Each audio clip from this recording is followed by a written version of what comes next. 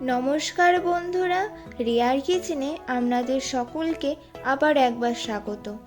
আমার আজকে রেসিপি বাঁধাকপি দিয়ে বানানো একদম মুচমুচে পকোড়া। এটি অত্যন্ত সুস্বাদু এবং বানানো খুবই সহজ। পকোড়া সাধারণত খাওয়া হয়ে থাকে চায়ের সাথে। এছাড়া বৃষ্টির দিনে বাড়িতে এই পকোড়া বানিয়ে নিলে তো আর কিছু দরকার পড়বে না। তো চলুন রেসিপিটি বানিয়ে নেওয়া যাক।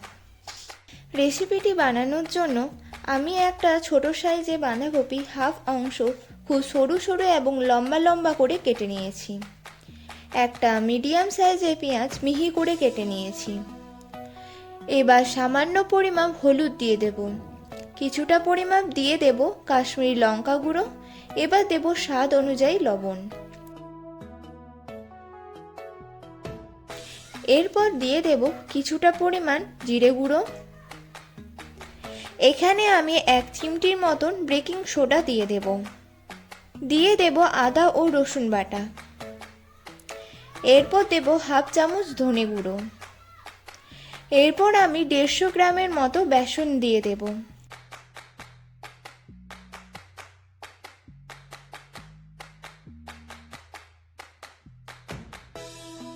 এরপর আমি দিয়ে দেব একটি কেটে রাখা কাঁচা লঙ্কা। এবার আমি ভালোভাবে মিশিয়ে নেব। মেশানোর সময় প্রথমে আমি কোনো জল ব্যবহার করব না। ঠিকঠাকভাবে পুরোটা মিশিয়ে নিয়ে দিয়ে দেব সামান্য পরিমাণ জল। এবার আরও একবার ভালোভাবে মিক্সড করে নেব। এরপর একটা কড়াইয়ে কিছুটা তেল দিয়ে দেব এবং তেলটা ভালোভাবে হাই ফ্লেমে গরম করে নেব।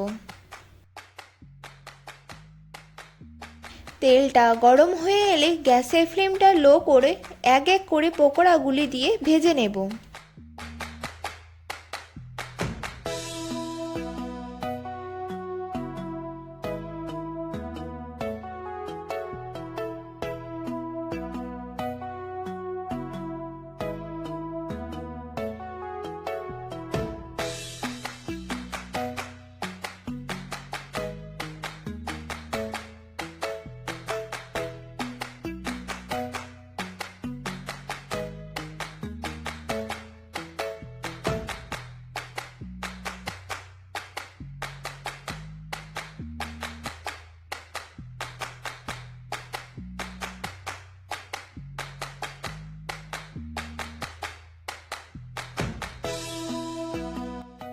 এক পিঠ ভাজা হয়ে গেলে পকোড়াগুলো উল্টে নেব এবং ভালোভাবে ভেজে নেব।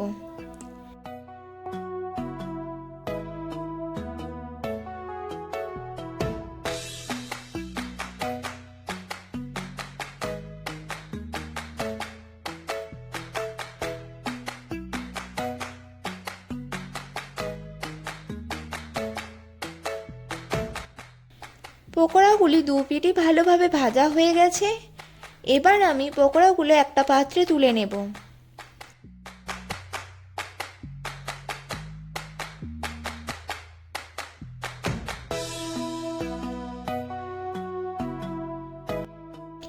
একইভাবে বাকি পকোড়াগুলো ভেজে নেব।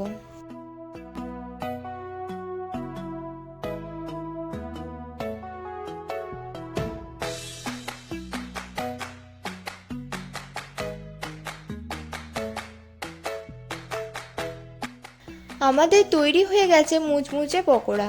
দেখুন পকোড়াগুলো কতটা সফট হয়েছে। বন্ধুরা, পকোড়াগুলি কেমন হয়েছে অবশ্যই জানাবেন। রেসিপিটি ভালো লেগে থাকলে লাইক করে দেবেন আর অনুরোধ রইল চ্যানেলটিকে সাবস্ক্রাইব করে দেবেন।